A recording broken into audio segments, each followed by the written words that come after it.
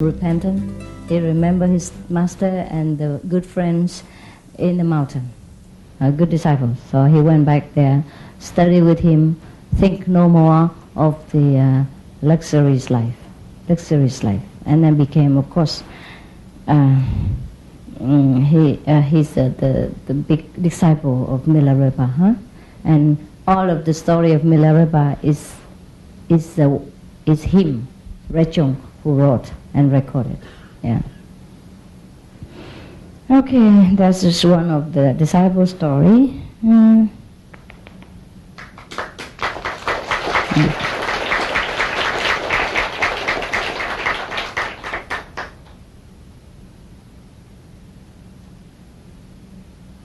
Okay, it's another disciple.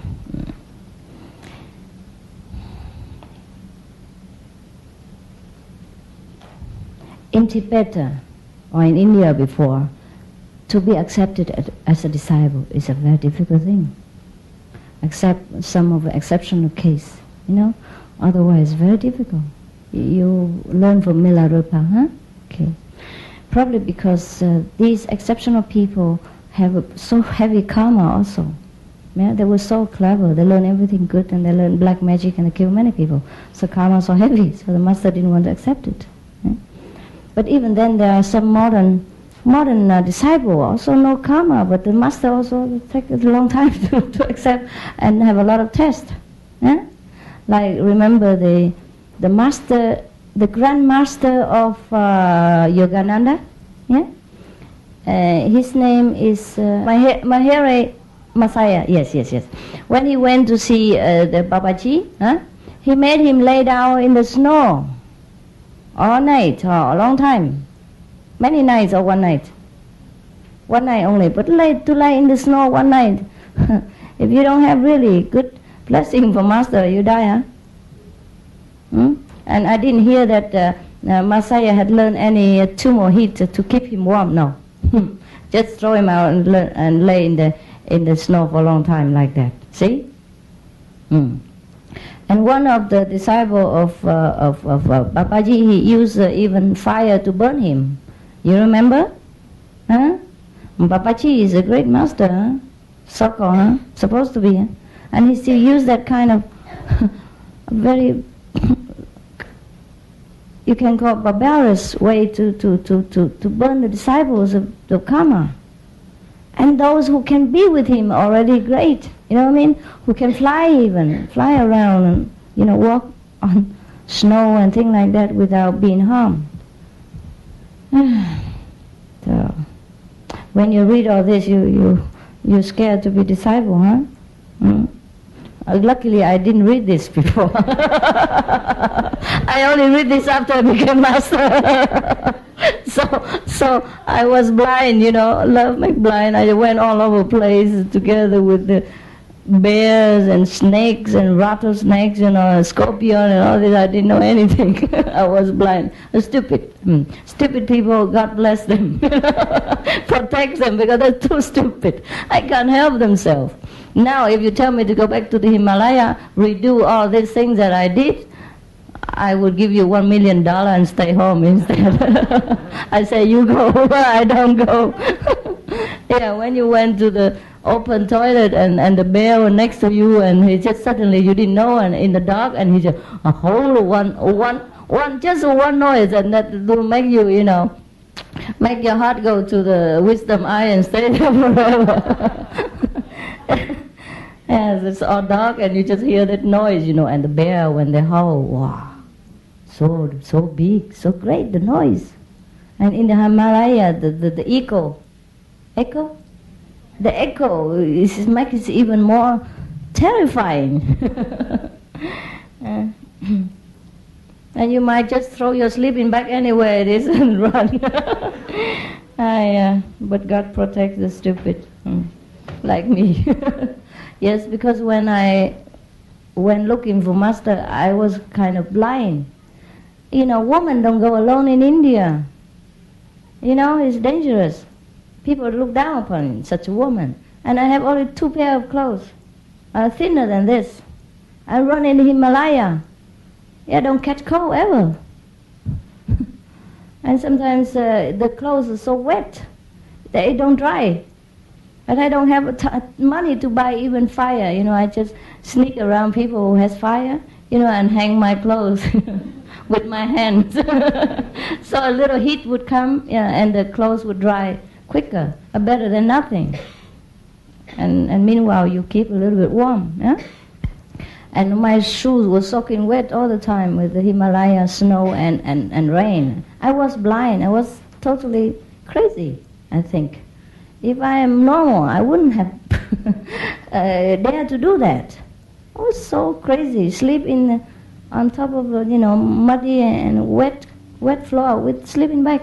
I don't have such luxuries thing like you. I wasn't equipped. I was so stupid. I didn't know anything about Himalaya. The danger there, the slippery road and the landslide and the snowstorm and the hailstorm and cold weather. And I couldn't carry so much luggage. I didn't have money to tell people to carry for me even. Therefore, I went with 2 pairs of clothes only. God really protect the stupid. Don't you ever do that, okay? If you go, take a lot of clothes with you and hire a laborer. They carry with you. I didn't have that much money. I couldn't afford to. I walk. I couldn't afford horses or manpower. Nothing. Just walk. But because I walked, so I was warm enough, perhaps. Otherwise, I would be frozen there with the soaking feet and the wet clothes and the raining and the snow mountain, 12,000 feet sometimes, or 20-something thousand feet. Such a mountain exists now, or even 8,000 feet above the sea level. Very high anyhow, very high. Himalaya, some are very high peaks.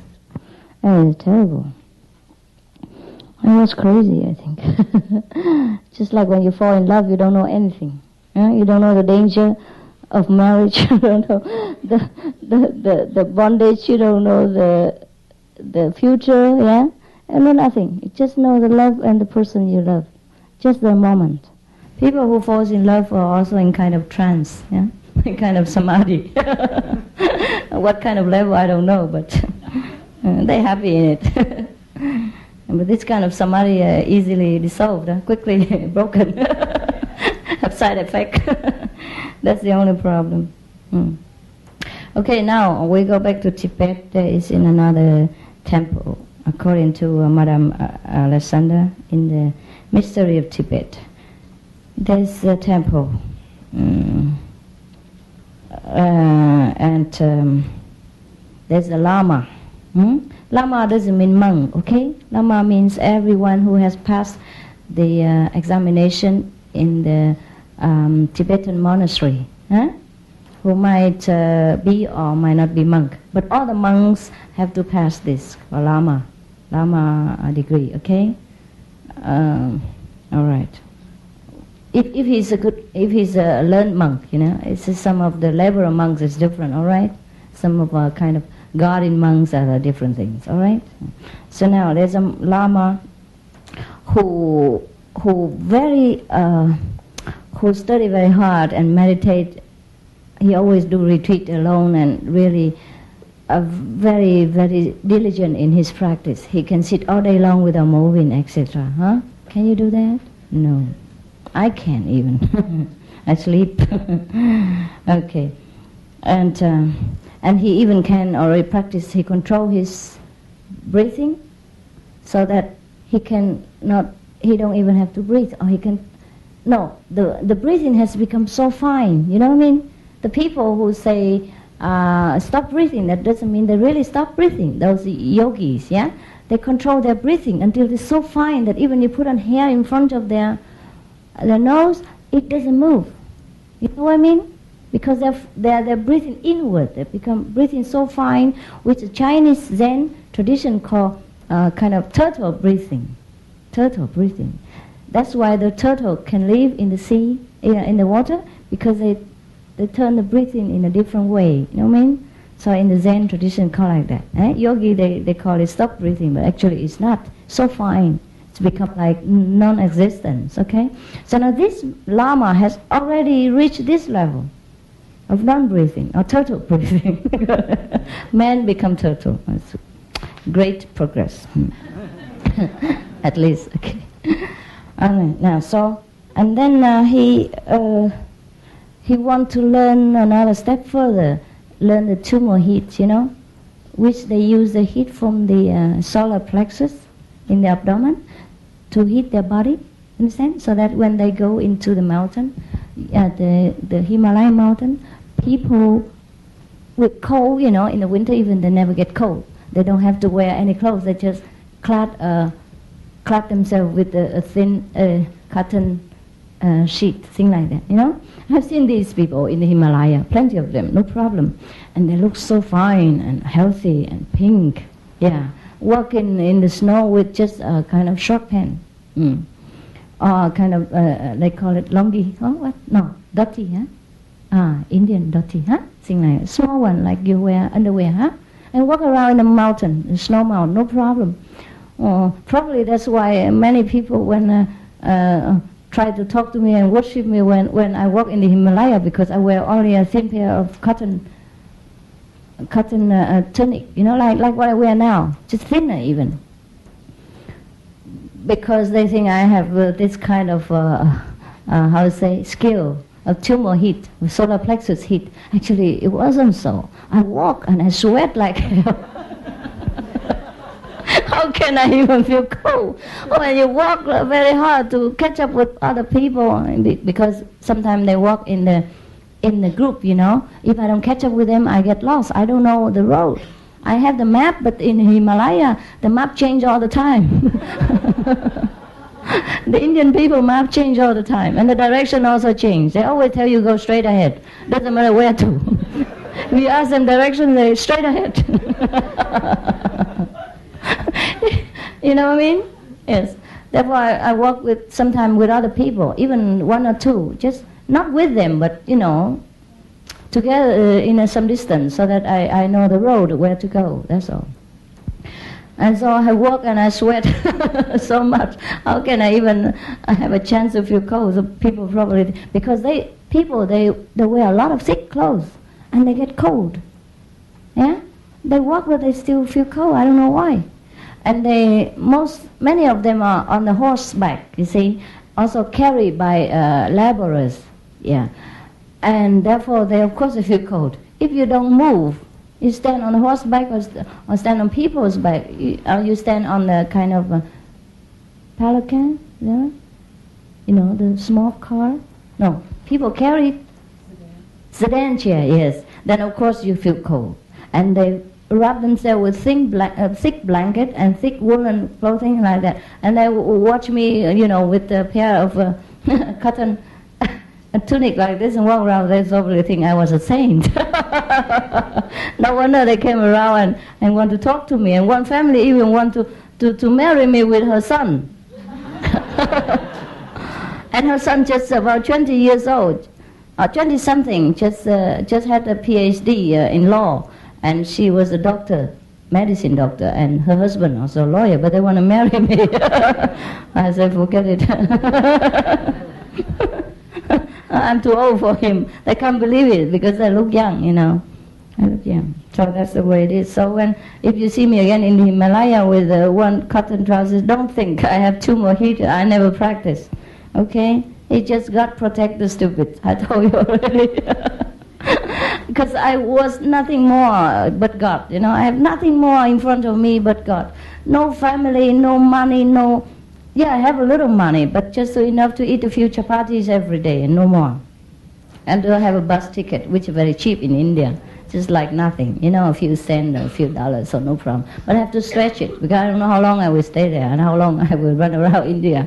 So I have to, take care of the budget. It's a few $1,000, not much, Take a long time, huh? You have to go a long time and you have to stretch. So anyhow, just kind of stupidity, but I had only God in my head, so I forget everything. Just like when you're in love also, you forget about any disadvantage of the person you love. People tell you that he's bad and you don't listen. You don't see anything, right? So that's probably why God protects me. Otherwise I would die long ago. Many people die in the Himalaya. Just to go for pilgrim, they die. From the cold, yeah? from the sickness that they could not go rush down enough for, quickly enough for medicine, from the nourishment not enough in Himalaya, they cook, take long time to cook. The air is so thin, and the wood is so wet. Only some people who have a lot of money can afford to carry gas, stove on there and cook, yeah. But only few people. So you cannot buy much things in Himalaya, especially in the very high region.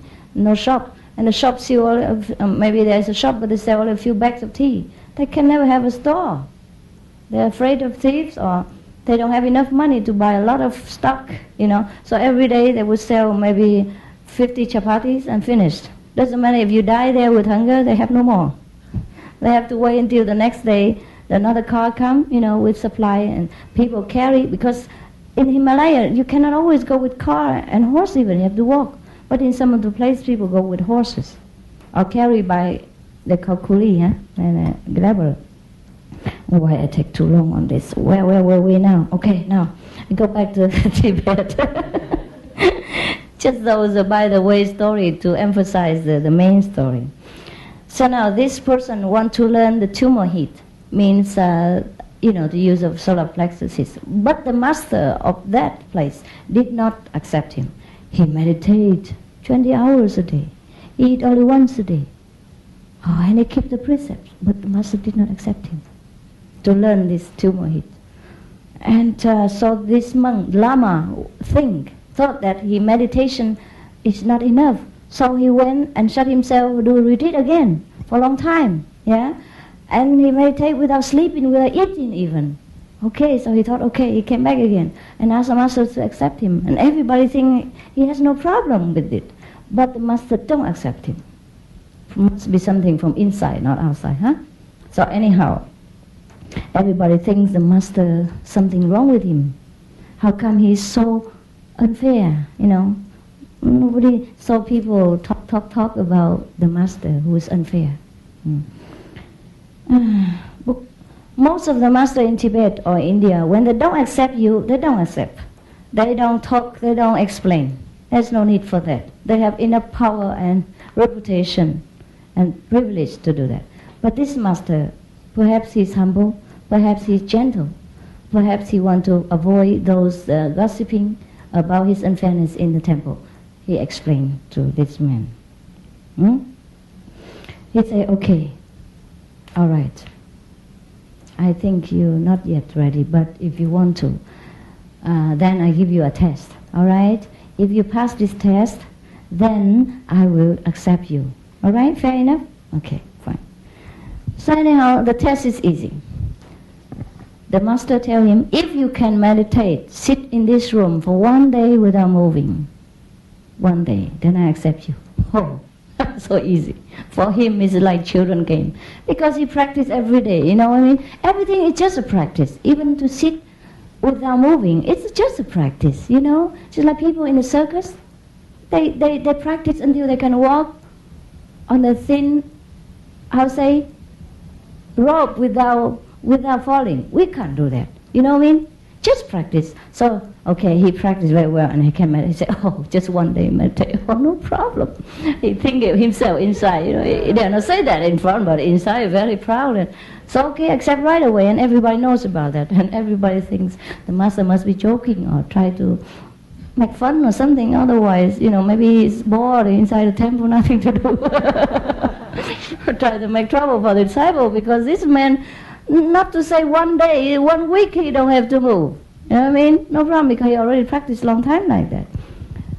Because in order to practice the heat, first you have to meditate and cleanse yourself and have many regulations and rules like that. You know what I mean? Before the master accepts you further even. So before you want to learn tumor heat, you practice with me, okay?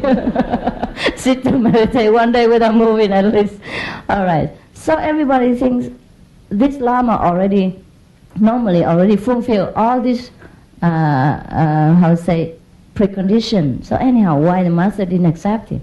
So nevertheless, the master say, okay, you sit here 1 day and I accept you. So no problem. So just before the test begin, the disciple, the Lama, asked once more again to make sure that is all there is to it, just to sit 1 day in this room. Master said, yes, nothing more. Okay, just to make sure everybody hear it, and then so that the master will not make another test again, because they do. Master do. Like the master of Milarepa, he's famous of not keeping any promise. Or like the story of, I told you, one of the monk in India. I forgot his name. He never keep his promise. They don't have to. You know what I mean? Ordinary people, you can scold them and say, you don't keep your promise, you are terrible. But the master, they don't care. They don't care what they think of them. Because sometimes the disciple want to hold him, the master, and lock him in the house even. So he was so scared that every time people invite him, he promised, okay, I will come next day or next week. But then he never come. So he's very famous of breaking promise. So Milarepa master also very famous of breaking promise. Remember? He always make him build house and say, after you build a house, I will give you initiation. And then another house build, and another house build, and bring it stone here, bring stone there. And he never keep his promise. So anyhow, this Lama was afraid in case like that. They read too many books. So make sure the master in front of everybody knows that just sit one day here and then he accepts. Fine, the master said, no problem, just like.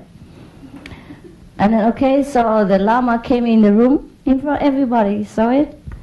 And suddenly the master threw inside 3 snakes and shut the door. So you sit in there. But he sat through all day, no problem. Sat there.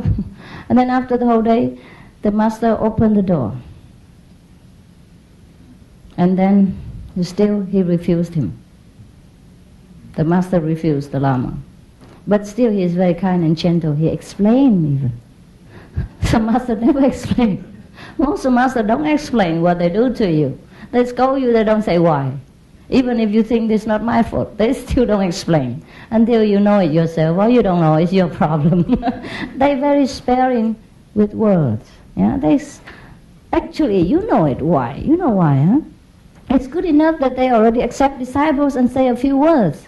Yeah? And teach insight. Because even you, how you like to go and talk to people and teach people all the time, right? It's scary.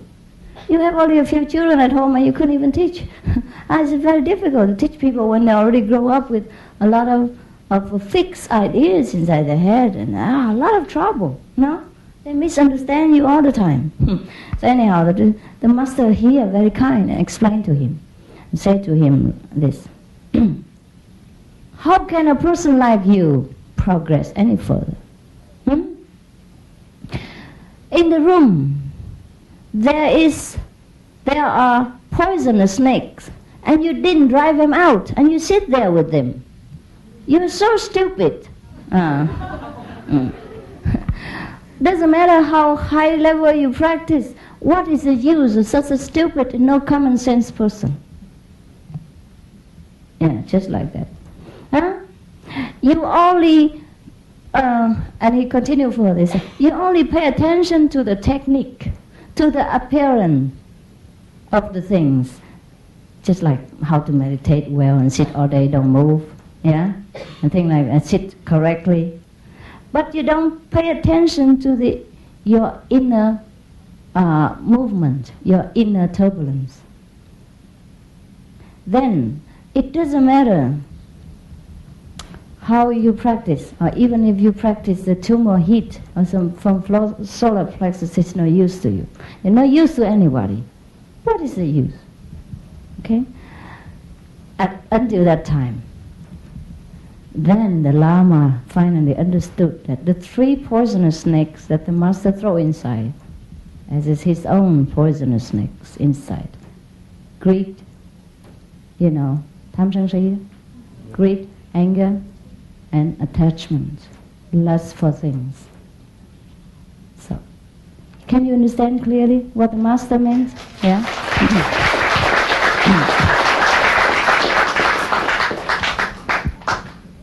He was so stupid, he thinks the master tested him to see whether he is courageous enough to sit there with the 3 poisonous snakes or not. You know what I mean? Yes. And also that represent his own inner qualities that he did not try to control. You just try to sit and sit perfectly, which this art we can perfect, we can master. Just like the people who walk on the rope in the circus. They have no magical power. They have no meditation practice. They just practice. You know what I mean? Just like the walking in the air or walking through the water. I told you, I forget to tell you how to walk on the water. You want to hear? This also practice, but 25 years at least. Huh? Well, people walk on the air because they concentrate on one thing. They may concentrate on a star, yeah? Or concentrate on because some people concentrate on the star at night and can walk. But when the star, I would say, set, they have to stop. And some people are so good in skill that they could keep the star always in the mind, yeah? Therefore they can continue to walk many days non-stop, no eating, no sleeping. No problem. This is the power of the mind, the power of practice. Anything you practice well, you can do well. Huh? Việt Nam mình nói trăm hay không bằng tay quen. Huh? So in the English they also say practice make master. Remember? Okay. Yes. So the master also practiced many lifetimes. The master, the art of egolessness. Okay. Then you become a master. Master of yourself first, then you become master of the universe. All right. Very simple. Nothing more. Just master yourself. No one else you have to fight with. No army you have to battle with. Just yourself. Once you master yourself, you are the master. Huh? Everyone in the universe will recognize. All right? Nothing else. Doesn't matter how many people you win, it doesn't count. Master yourself. All right? So always check inside what is the rise and fall of your own habits and thinking and personality. All right? Keep on with your business. Mind your own business. Talk less. If not necessary, don't talk. Okay? Eat just enough, sleep just enough, etc., etc. When you become master, you can do anything you want. You can eat all day long, you can talk all day long, can sleep all day long. Really, I promise you. Really. No problem. And then you work or not work, you do or not do, is up to you. Yeah? You meditate or not meditate, is your choice. Okay? You eat or not eat, it's also your problem. Nobody care anymore because you became the master already. Then you master everything. You know what I mean? You control, you decide what to do. You will not harm yourself and anyone else anymore. Now this, I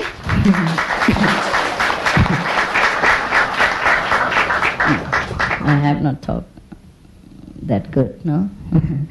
So after that, this Lama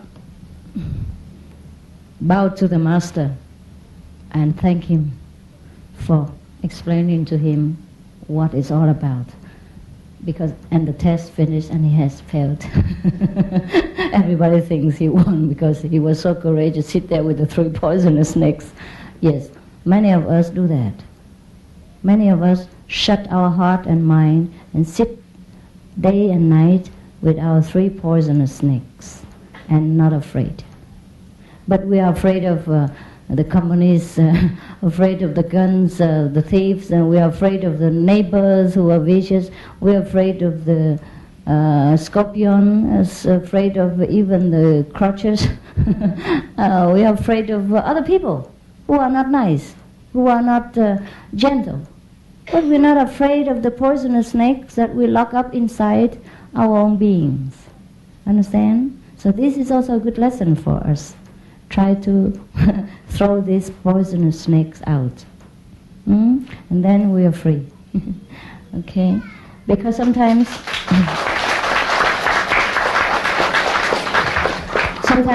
we are too used to with these kind of habits that we don't even know they're there. Yeah? Sometimes you realize that. You tell lies without even realizing you tell lies. Some people try to scold you or blame you for something and say, no, I didn't do it. No, I didn't do it. Just have it walk right away. And you know you do it. You know what I mean? You know you did it. But it doesn't matter. It's all right. These things are not so harmful. You know, only when you truly, deliberately lie to harm other people, you know what I mean? Or to try to cover a very great mistake so that other people get blamed instead of yourself.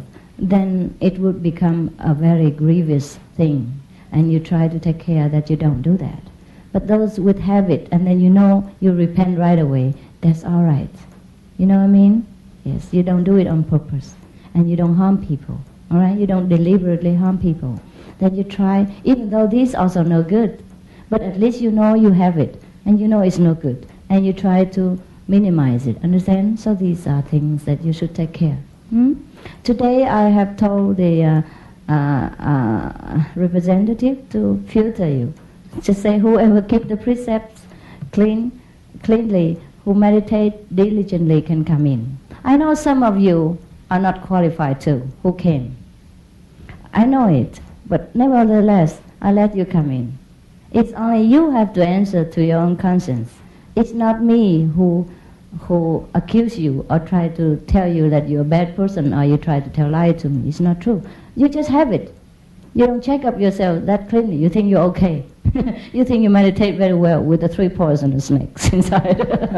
You're very courageous. Yes, indeed. People who claim the Mount Everest and that are not that courageous as you. Also, there are many things that you think you're not greedy. We talk about the 3 poisonous snakes, like greed, anger, and lust. Attachment. Lust means attachment for the material things, and even the emotional pleasure also, okay? Like greed. Many people bring the children or bring their own self here just so that I can heal them of sickness or thing like that. It's not necessary so. You know what I mean? Yeah, Master knows inside. And if it's your destiny to be healed at that day, the Master will do it. All right? No need to force the issue. And anyhow, we think outside we are greedy for money and things like that. But inside, the practitioners should not be greedy for even blessing. You know what I mean? Just let it be. Come to see the Master because we love to see the Master. We miss the Master. We want to hear something maybe of wisdom from her. If she has, she share with us. If she doesn't share, that's fine. Or she's tired, she have other things to do, or maybe that day should be quiet from inside. Then it's fine. Let it be. Just let it be.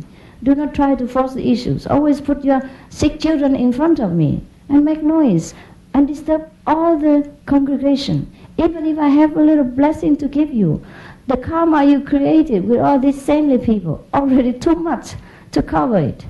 You know what I mean? As one person who has a child who was sick, some disease that they have to move all the time and cannot stay still. What is that disease? Parkinson? Huh?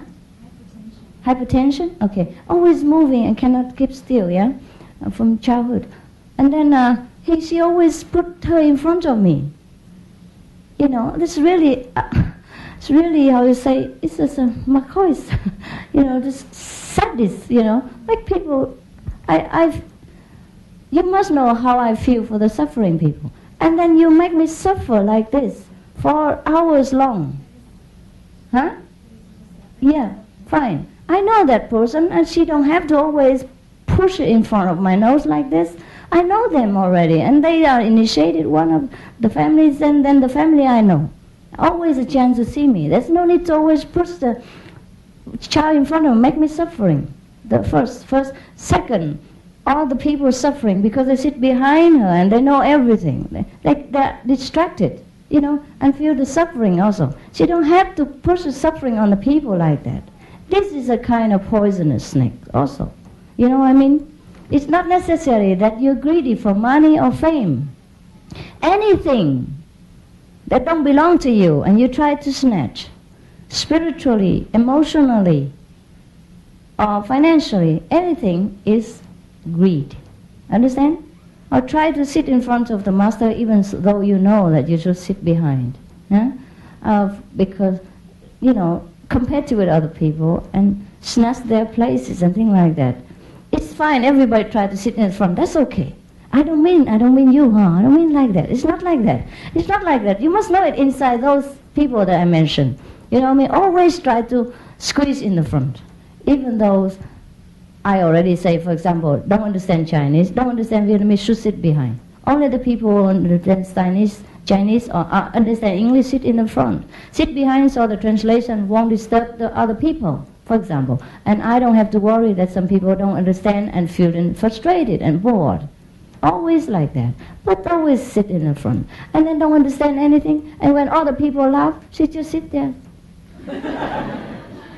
You know what I mean? Try to stick out like a sore thumb.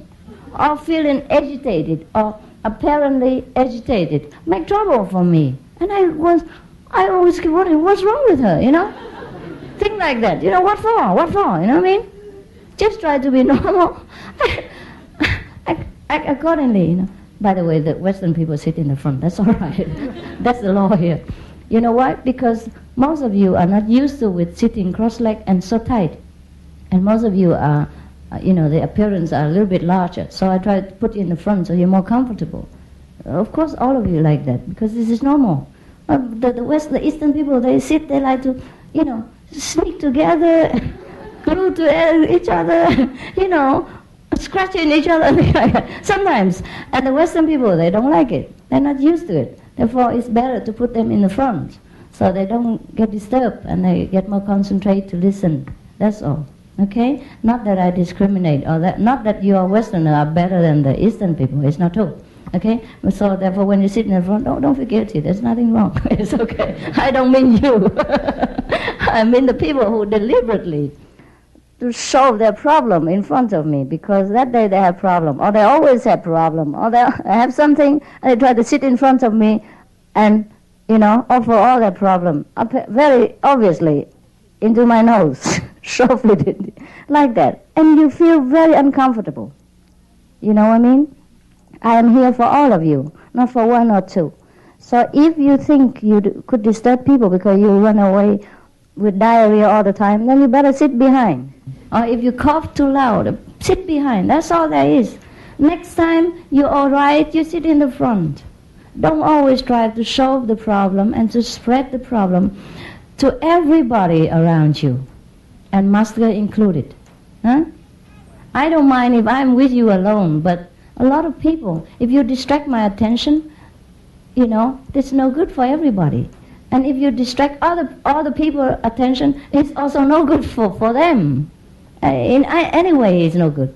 Understand what I mean? So if you have some peculiar problem that day, or you couldn't sit still, or you have sickness, don't shove it in my nose. Just sit behind there. I know anyhow. If you think I'm a master, don't you think I know? And if you think I don't know, then forget me. Go find out a master who knows better. Understand? One way, in one breath, you say, the master knows. You're the best master. You're the only one. And on the other hand, you shove everything in front of me like I know nothing. On one hand, you say, Master knows everything. Master is everywhere. You always tell outside people like that. When you go outside, you tell the non-initiated people, oh, Master knows everything. You just pray to her. Then she knows. But you yourself. Show the problem in front of me. And even have to make noise so that I know, so that I pay attention to you. So, in that case, you also keep the poisonous snake. All right? The poisonous snake of ignorance. The poisonous snake of very little faith. Yeah? Jesus always said to you, our Father, made everything in the world. How wouldn't He clothe or feed you, or you of little faith? Understand? So we have to keep our speaks and action same thing. If you say Master is omnipresent, she knows everything, then let her do her work. No need to tell anything. Rushing up, what for? Understand? The child is not yet time and you will rush me to deliver her. What for? You know what I mean? We practice patience, endurance, and everything else.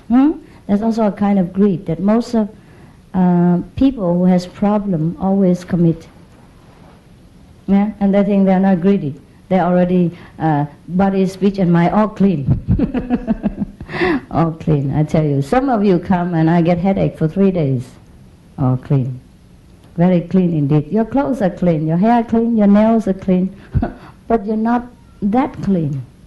All right? So try always to mind our own business. See how we fare with our business. Better than criticizing the next and the initiates. Some of the center I have never visited. Of course, you feel like I'm not there. And some of the center I visited, you feel like I'm there. And you try to push me over there, over here. I have only one body. You better push my transformation bodies, which is numerous. You can have each one, never mind each center. And push up with it, go up and find the master and then learn and carry the master around with you. Put in a pocket, anywhere you want. And then the master can put your car for you, set the alarm clock for you. Take the children to school on time, protect you, protect them, anything. This is a supreme power inside, awaken it, okay? And then it will appear in any form, a form of master, a form of bodhisattva, a form of Buddha, a form of Jesus to help you. It's your own supreme power, which we share, all of us. I and you, no difference. I told you, just a different appearance, like different bulbs. Same electricity. There's no need to pray for one another to help each other. But if you're so weak, pray, by all means. Pray. Pray to progress. Pray to progress. Pray for your sincerity. Because once you progress, you have sincerity, everything else will come. Seek you first the kingdom of God, and all the things shall be added unto you. That I can assure you. I only seek God, and everything else come now. It's just because I seek God. I seek nothing else. That's why I have become master. Because I seek nothing but the master. Seek nothing but my great self. You know what I mean? That's why I found it. But you are distracted. It's there and you don't see because you are so busy. All right? Okay, try your best, that's all. I don't blame you, but try your best. So also when you go into the group meditation, if you have to talk, of course talk. Just be normal. You know what I mean? Doesn't mean you come inside and have to control yourself so hard that you bust. But check out whether your talk is really necessary, you know? You can talk, of course. Why don't you talk? Before you meditate, some of you come early, right? And you like to talk to each other and asking how you feel or any problem or share with each other. That's fine. It's fine. That's normal. But then time of meditation, keep quiet. Watch and all that. Try to take care that other people don't get disturbed by your habit. Or your seat sometimes is plastic and you cover the seat with the plastic because you worry that the seat will get dirty by your karma, and then you cover with the plastic and then you sit on the plastic and it also make noise. You know, anything make noise, or even sometimes your parka, your raincoat, you know, take care that it doesn't bring noise into the meditation hall, because it's already very difficult for them to concentrate. If they're already sane, then you don't disturb them, you know. But even then, they would feel disturbed. Yeah, just like you. Put yourself in that position when you are meditating well, and some people next to you just and bring you out of samadhi. You also feel bad, no? Yeah, because very rarely you're in samadhi. But never mind, huh? Never mind. Try your best. I see if any other thing I can tell you.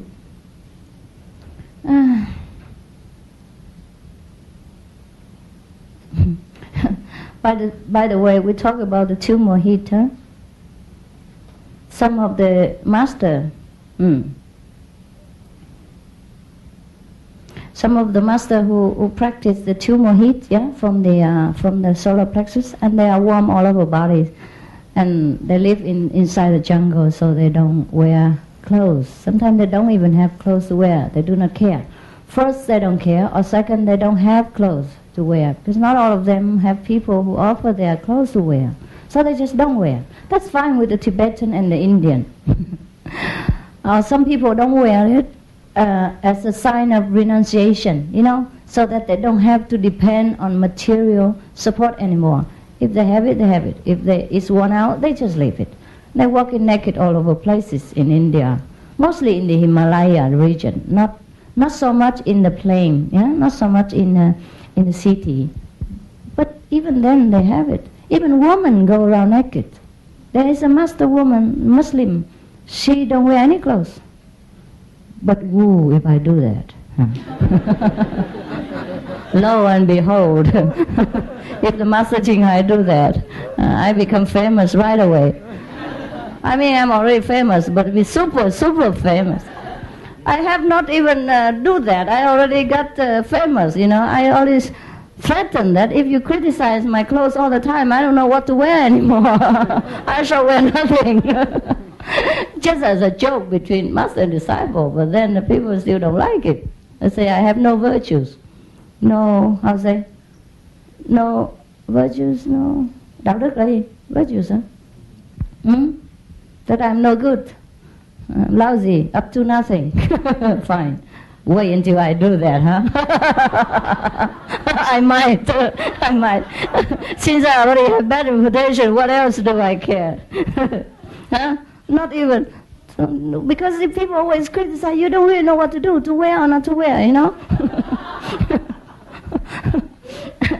Now, we talk about this naked fakir. You know, they roam around in the Himalaya a lot, and it's all right. When you see them, you don't feel embarrassed, and I don't feel embarrassed either. It's just their way of life. They put ashes on their body to keep warm. These are the people who practice nakedness, yeah? They call naked fakir. They go like that also in winter, or maybe the most they would cover a thin blanket or something in winter. Otherwise, they go naked all the time, and they get used to it, and their skin become very thick. You know, the body became used to it that they don't feel. That's a kind of renunciation. Other kind is that the people who practice the solar plexus hits the generator all over their body, but that also take a long time. You know already, even before you accept it, you know what is it already, huh? So no more dreaming, no more illusion, huh? If you want to, go, please, by all means. But you probably don't have time to practice Kuan method at all. Yes, you have to devote all the day for this kind of thing. Because this small magical power and technique even requires more time and more attention and more endurance power than even the enlightened method. And when you're enlightened, you know you are protected by all means. If you're cold, you are protected also. If in emergency, you know, don't test the God, huh? God say God is not mocked, huh? Don't test, huh? Don't try Godfather, huh? Okay. But when you really can help it, you know, Master helps you. You know it very well. Every day of your life after initiation, or sometime before initiation, when you know the Master power always help you in any kind of situation. A big disaster becomes small. Huh? Small disaster becomes none. So you always know already. Even take care of little things, like your gasoline, or pushing your car on time, or protecting the car around so that they don't bump into your car. Many things, you know that. Now, so these men, these monks, sometimes they go naked around like that. And it's all right with the Tibetan, with the Indian. They even worship these people. It doesn't matter. They even, sometimes, if they ever go to lecture, or if people even invited them to the public place or to their house, they just go naked like that. They just the way they are. The Muslim woman, I think I told you one story about a Muslim woman who are naked, yeah? Very famous too. There was a book about her. So now, it's all right, but until the English people came. The English people came to India and came to Tibet, you remember? And they arrested all of these monks for public offending crime.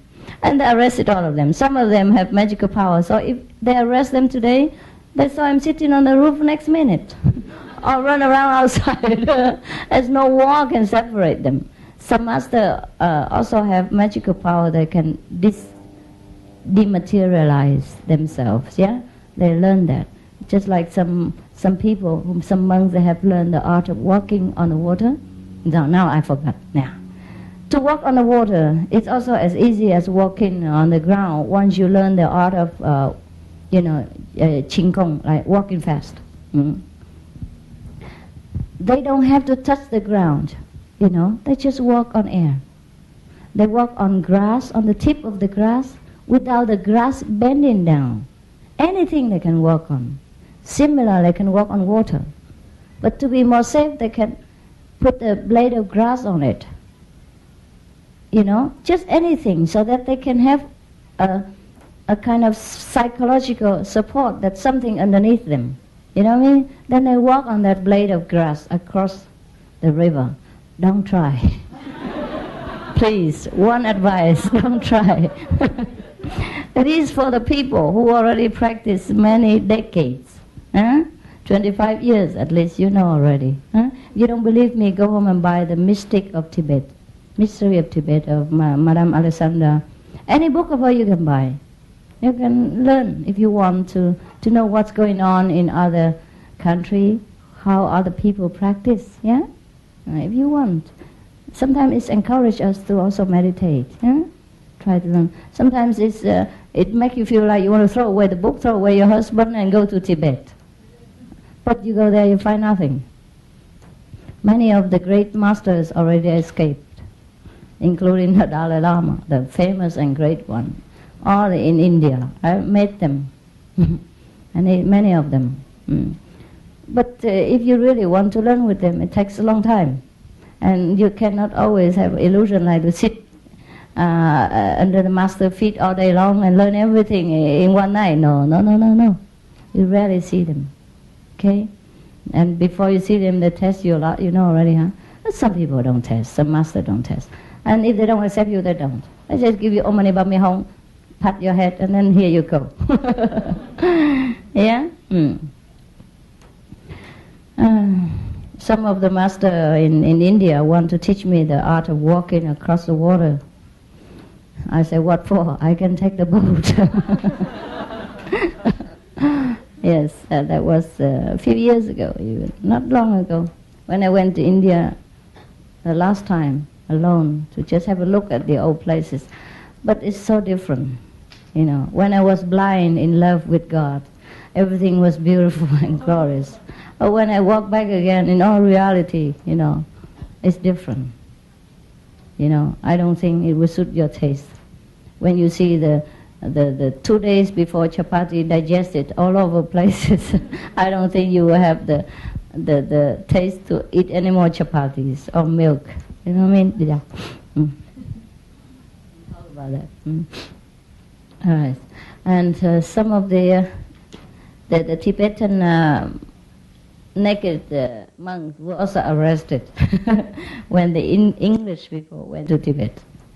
So make sure when you practice this with this master, do it in the Himalaya or somewhere without the English people knowing. Now the English were not there, but the Chinese probably will do the same. You know what I mean? So the problem is our attachment here. You know, we think if the people who wear clothes are the people who are decent. It's not always true. Some people wear clothes to attract other people, even, right? Worse than going naked. Is that not so? Yes. And some people who are decent, wearing clothes and have a button up to here, but inside are full of garbage, you know, and indecent thought. You know what I mean? Therefore, the clothes and the button cannot close up your inner filth. So make sure you understand the poisonous snakes is inside. Also, you try to avoid the poisonous snake outside, please. Don't say Master Ching Hai say inside are more important than outside, and then so you just walk on the head of snakes and things like that. Don't try, huh? Don't try to sit inside with the 3 live snakes like this monk, huh? That's stupid. If it were me, I also scold him. But not every master was so kind like this master who explained to the Lama about the 3 poisonous snakes and the reason why he did not accept him. You know, most of the masters, they just don't care. They don't accept you. They don't. They have the right to refuse. You have the right to apply, but they have the right to refuse. Why should they teach people who are not worthy, who are not ready? It makes a lot of trouble for them and cause even misunderstanding with the disciples. Some of the disciples misunderstand the master and even kill the master because they think the master is nothing. You know what I mean? Because they cannot reach what the master has told them that they could reach, because they're so low and so worthless, and they cannot reach the inner blessing and the inner bliss and the inner higher wisdom, and they think the master tell lie. You know what I mean? Not like you're so good, you reach the 7th level before initiation even. 7th. Or the 8th or the 9th. High above the master, you fly above my head. You heard that the master at least must be on the 5th level, and then you fly above it, go to the 8th or 9th, and look down upon the master. Huh? Okay, even if you're higher than the master, try to be humble. Humility is the hallmark of any saint. Try to remember. If you are a saint, please remember that. Wear it so people know that you are a saint. If you don't wear it, I can't help it. Yeah? And when other disciples doubt you that you are not a master, then you don't scold me and tell me and my disciples leave you alone. Okay, anything else I have to tell you? Today there are different patches, huh?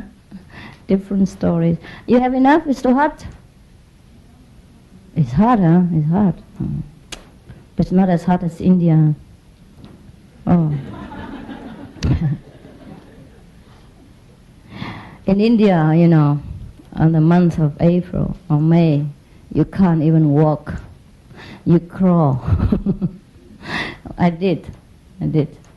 Last time I was in India, I went to see the Buddha Gaya, where the Buddha became enlightened. Yeah, just as a matter of courtesy, so that later I can tell people that I've been there, so people don't say that I'm not a good Buddhist.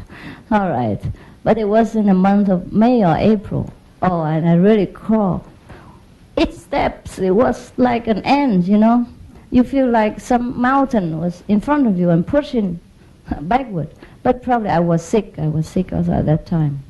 Because the heat, I wasn't careful enough. I slept outside and the mosquito take advantage of my charitable personality, just have fists every time. And I was very skinny, yeah.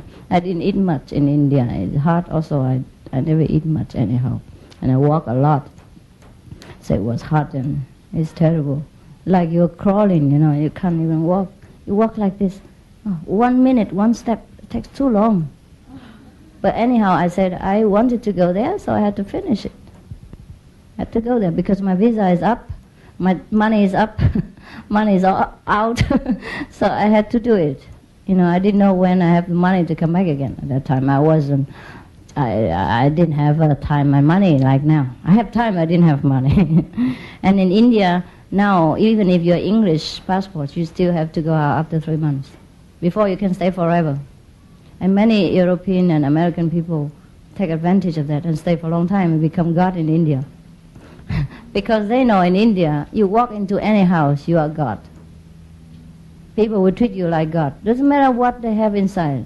They are poor, they're rich, they give you everything that they could, for you. Make your best guest in their house. Eat all the best food, even if they're starving. Therefore, it's also no good, Also no good. Because sometimes you go into a family and you eat such a good food and you didn't know that the family is so poor. You didn't know they give you all they have at that day and then they go hungry. Because the tradition in India is that doesn't matter who walks into your house, you have to treat them as God. Because they're afraid that who never know, that might be a God who comes in. You remember, because they read so many books about gods. Who like the master of Teloba, was a beggar woman, you see. And India is full of beggar monks.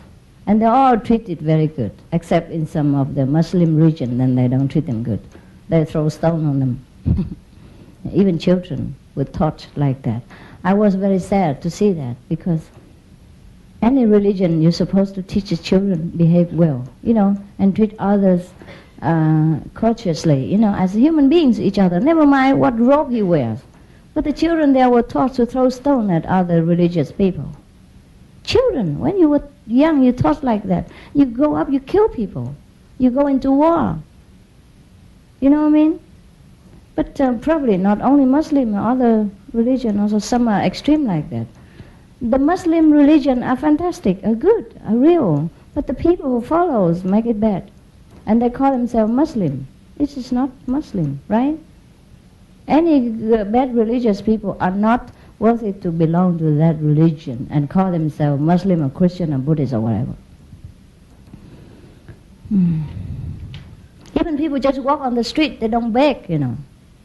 And they don't beg. It happened to me. I just walk on the street. I was in Kashmir. I tried to find the tomb of so-called Jesus and the place of Moses. And it's supposed to be there. I just walk on the street. I didn't beg. I never beg in India. I had money. Enough. I mean, not much, I told you already, but I stretch it. I eat very simple every day, and I have only 2 or 3 pairs of clothes. And I go third-class bus and trains and don't eat so much. You can live on there with a few $1,000 for a year or so. Simple. Huh? And I sleep outside. I don't sleep in the room. Some of the place I sleep outside on the boat, on the head of the boat. So it's cheaper. If you sleep inside the boat, it's more expensive. I get an umbrella, I cover my sleeping bag, and the head is no cover, so I put the umbrella on top. That's my house. It's very cheap. So no need to spend a lot of money. Né? And I walk, so I don't spend a lot. And I walk outside, and then the children throw stone on me. Just because I wear different clothes. Don't wear like them. Very simple. I throw stone on any Hindu monks who walk around. And I was very sad. Not because they throw stone at me, but because of the way humans degrading themselves and degrade their religious leader like Mohammed.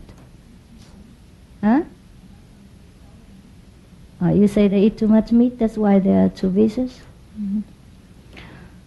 But I have to tell you, I met a very fine Muslim family whose boat I resided for a few days, a week. He carried my luggage. He dragged me into his house. He said, my house is better, it's best. You know, we cook for you. I said, I'm vegetarian, it's very difficult. He said, we cook vegetarian for you. Oh, I have to tell you this by the way story. It's funny. You want to hear? Yeah. Otherwise, you think all the Muslim people are no good. They're good. Some of them, very good. I met fine people also. But what I meant is some of the extreme people who make Muslim become a terrible religion in front of others people's eyes. But other Muslims make people feel very fine and they really live up to their spirit. I went to Kashmir because I want to find the Jesus tomb. Because I had nothing to do at that time. You know what I mean? No master, no disciple, nothing. Just walk around and do what I please. And also I heard that Kashmir very nice. And also in the Himalaya region, I walk around anyhow. I stay in one place and then I go to another place. Just the way it is, you know. And then the Muslim man, he carried my luggage into his house. And then he has boat. He rent a boat to people. In Kashmir, the guests live in the boat. Did I tell you this story? I did. No? In the book, huh? Okay. So he tried to get me into his boat. I said, I don't have that much money. I'm a monk. I wear Hindu monk's robe at that time. And I put my head on top like an onion, you know, and I walk around like that. I don't have belongings. Only a sleeping bag, an umbrella, and another pair of clothes to change. That's it. Now, and then he took me. He tried to convince me that his house is very nice. He has five daughters. It's all right. If you go somewhere else, I don't know if you're safe. Okay. I said, well, I just try to sleep outside somewhere on the street better because I don't have money. He said, oh, this is not safe here. You go to my boat. You sleep. I get you a cheaper price. I say, what price? He said, well, five rupees or something, which is very cheap. And inside the room is 20 rupees. Outside, on the, there's no roof, 5 rupees. I said, okay, I take the outside. So in the night I cover with sleeping bag. Yeah, fine, no problem. And the umbrella on top of my face. So the how to say, the water, the rain, light rain or the dew will not come to my face. Also very heavy dew, yeah, because it's a high mountain. He said, but when it rains, you're allowed to come in the living room. It's all right. Oh, very kind of you. Okay. So they said they cook vegetarian food for me. Fine. And so I came in there and they cooked the first meal for me. They put egg in it. Yeah. I forgot to say egg is not vegetarian. Fine. So I said I cannot eat because the egg is. They said, oh, these are vegetarian egg. I said, oh, what do you mean by that? They say, oh, all these ducks, I raise them myself, They just eat whatever in the river. I don't feed them meat ever. It's so cute. I said, I'm very sorry, but you can give this to your daughters and just take it as I eat it. I will pay for the price, but I don't want to hurt your feeling, but truly I cannot eat it. Just leave it, it's all right. So he was very sorry, sorry this and that and that. We cook another meal for you, no problem, completely vegetarian. We know now, you don't eat egg, fine, okay, we cook. So, in the kitchen for a long time. And he brought out a plate of, he put egg in the fried rice. He thought he knows the Chinese people. He thought I'm Chinese, like to eat fried rice with eggs. So he put egg in fried rice. That was before. And with the oil, with the the oil from the pig, vegetarian pig. Yes. Pig never eat anything but vegetables, so that's all right. So I didn't eat it, so okay, fine. But then they try hard to cook another meal for me. Fine, another fried rice come. Completely vegetarian, truly amazing. Only rice, nothing else.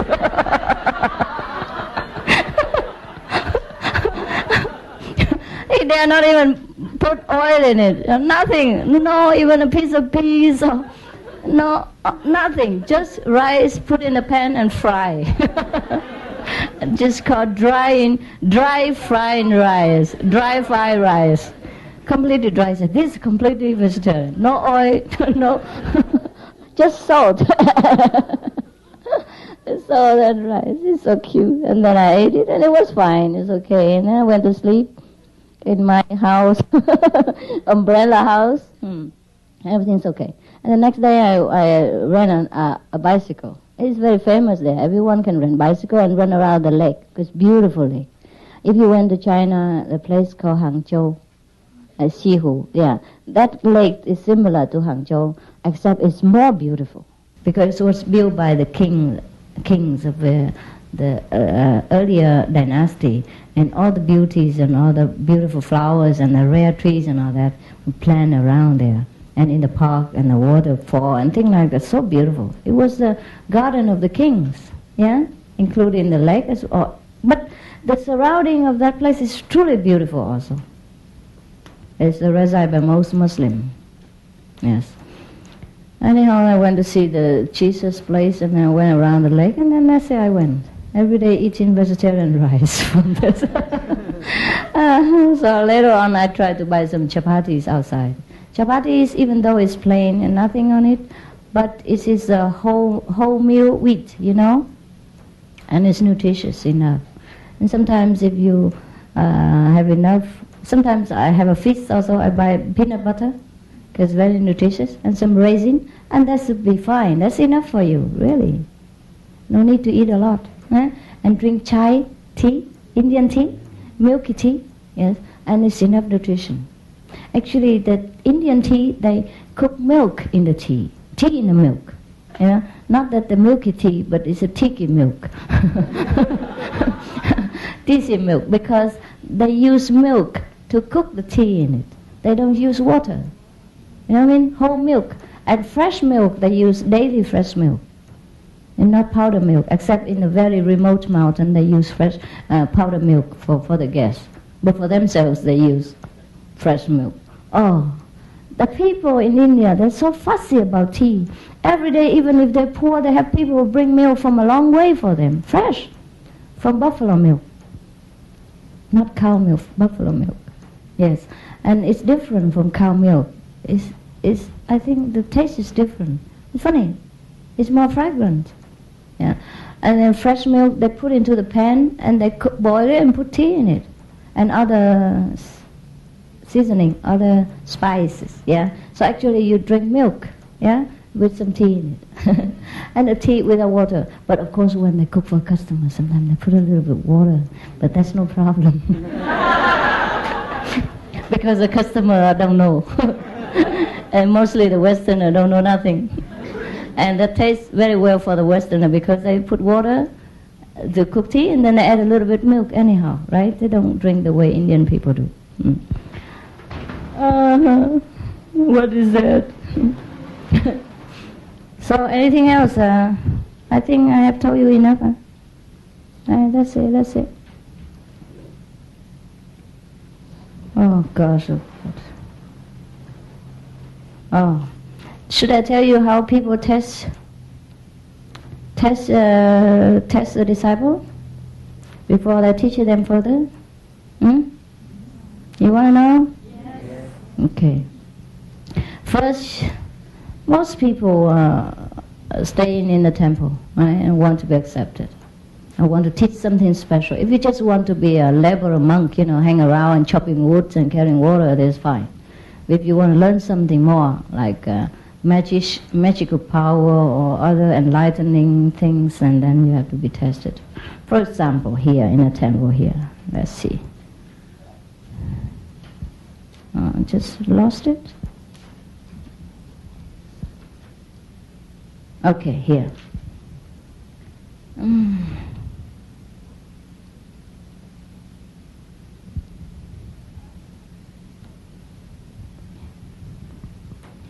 Most of the people who study, who try their practice in life, begin their practice in a temple somewhere, right? And then first they have to practice to sit quietly. How they do it? First they test people. They put a candle on top of your head. So any move, it will drop on the floor. So every time the one who controls, who like Hufa, the guard, will go around and see wherever the drop of the candles on the floor, then they will. What is it? They control that, yeah? Then sometimes it gets scolded or probably beaten something. And inside the temple, sometimes, during the ceremony of some kind, if you talk, not meditation, ceremony, chanting or lecture or something, or discussing something, if the monks talk, if you, any monk, talk, even just passing papers or signing with gesture with the hands, and they will beat you. If you talk short, then they beat you a few with the leather rod. Oh, very hurt, huh? But if more troublesome, then they beat you longer or throw you out altogether. You know what I mean? So strictly. In our meditation hall, we don't have this leather rod, but please, don't whip yourself. Okay? All right, so now, this is one of the tests that they put the candle on the head, and then they will go and check up whether it is dropped on the floor. One day, the master monk, head monk, go around and saw a disciple put the candle, empty candle, beside him, and not on the head. And then so he said, well, why? Why is that? And the disciple said, oh, I have it on my head all night long. Until no more candle, then I put it beside here. And so he beat him, whipped him and said, if you are in Samadhi, how do you know the candle goes out? And oh, so strict, huh? Terrible, huh? And there is other testing, the standards very, very strict like this. And not only that, but every day they would observe your actions and your reaction with other disciples or other people to know whether your inside has become quiet or not. They test, they check it by that way. Yeah, they measure your inner power, your inner concentration or sincerity by the outer also reaction with other people. And accordingly, they accept you longer or not, or you are out. You know what I mean? Not because you become a lama that you can become a monk or you can stay in a temple. Of course, not every temple are like this, but I mean, probably the real master or a good one would test the disciple very hard, huh? Or maybe the tradition of that temple are hard like that, and they continue. There is another test, something go like this. Normally, if you want to go there to stay in the temple, to study with other people and stay in the temple, most of people stay in the temple. Many temples in Tibet house thousands of people. You know what I mean? 10,000s of people. Big temple.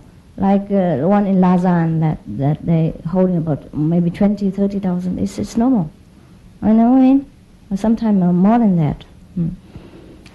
So mostly people they are not go to the mountain alone, except some of the people who love quietude and try to venture alone with one or two small disciples. Otherwise, most people would stay in a temple and practice with others. So if you go in the temple, first, you cannot see the master right away. First, they make you sit outside the gate. What to do? Let's have a look. I forgot. I read it, I marked it, but I forgot. See how bad my memory has become. You worry me to death. I forgot everything. Okay.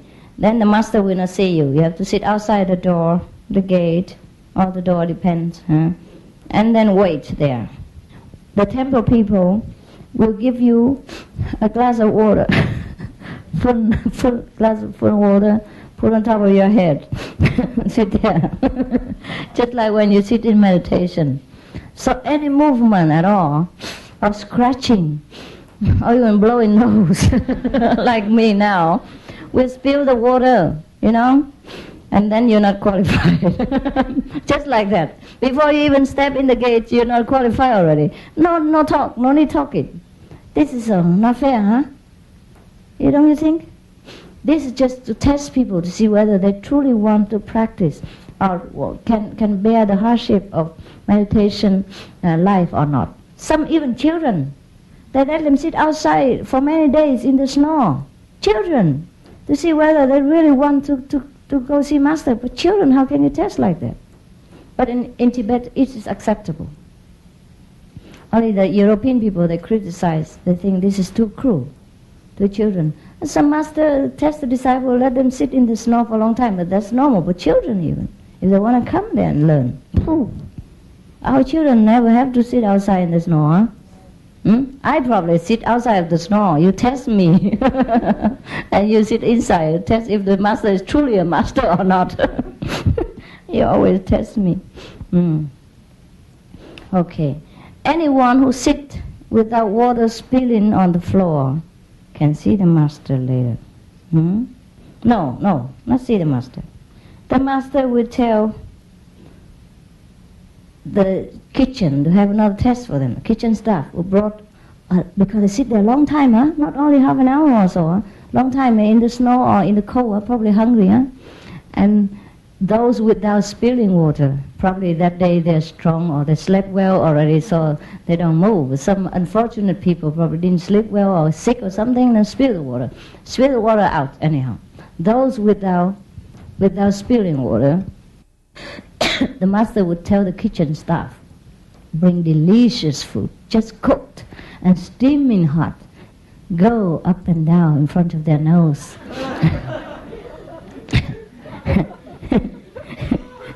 And then, doesn't matter how hot is it, the water will spill. Fine. Okay. Still some without spilling, probably just eaten. Or have lost appetite because of sickness or something, or probably fainted already, frozen to death there. So it didn't smell anything. Or maybe blocked nose. Maybe that day have a cold and the nose is blocked, so didn't smell anything. So okay, still sit there. Sit there. The water did not spill. Okay. And then, at that time, the master will tell a lot of disciples, go around them and praise them, say, oh, fantastic. You are really cool. You sit so long. You have samadhi power. Wow, you're better than most of us. You know what I mean? Yeah. And you have your samadhi power is so strong. And you practice so well. You're fantastic. Yeah. And if at that time the neophyte, yeah, how you call it? Neophyte, huh? A neophyte move their heart, you know, like become stirred with pride, then also the water will spill. Any move, even when people talk to you, you know, sometimes you're so happy and then you want to look at him. And then the water spill, finish with you. But some people still pass that test. Probably probably know already in advance, or often heard this kind of praise, so get used to it like me. Or probably deaf, couldn't hear anything, or plug some cotton inside, try not to hear, fine. So the final test still come. The master would tell some of the beautiful ladies wearing very little clothes, a lot of beautiful makeup and perfume all over the body, and walking the way the way you shouldn't in the meditation hall. Just walk around all the time, blinking eyes and all that. You know what I mean? And then even stand around and talk about how people should be in bed properly. You know what I mean? Just talk about this kind of thing, that you shouldn't talk in public. Master do that. The master do that to people. Can you believe it? Tell the beautiful lady stand next to the practitioner and talk about how to make love and things like that in front of the people. Just to let them fall. Can you believe how cruel? Yeah? And master, monk, and as that. Monk as that. Wow, can you believe it? Now you still have illusion to go to Tibet and find a master and learn all this? Well, good luck to you. But don't say that I didn't tell you all these tricks in advance. Try to plug your ears, plug your nose, plug your eyes, anything. And maybe you pass, okay? And then you can learn how to dry 3 sheets in one night. Keep you warm, yeah? In California. In summer. Now that's it. So if you moved and you finished. So whoever, just a few, left over, you would be, called in by master and then probably accepted. But not necessarily forever, huh? Already halfway you can be kicked out if you're not really diligent enough or not talented enough, like the one who walks fast before. He can walk very fast already. He's all right for us, but for the master not enough, so you kick him out. So that's that. That's the way the disciples had to go through in order to find some of the master, to learn some of the art. Not all. Not the Kuan Yin method. I didn't hear about it. Just how to keep warm in winter, how to walk on the grass or on the water. Up to now, these things. Or any of the temple, just practice normal meditation, like breathing in and out, or imagine that the disciple, that the Buddha sit in your head or your master sit in your head. Some of the master tell the disciple that they have to always visualize that the master sit in their head.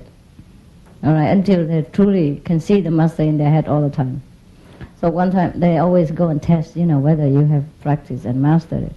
And so they ask the disciple. And then one of the disciples say, before I put you in my head, but you eat too much and you're getting fatter and fatter.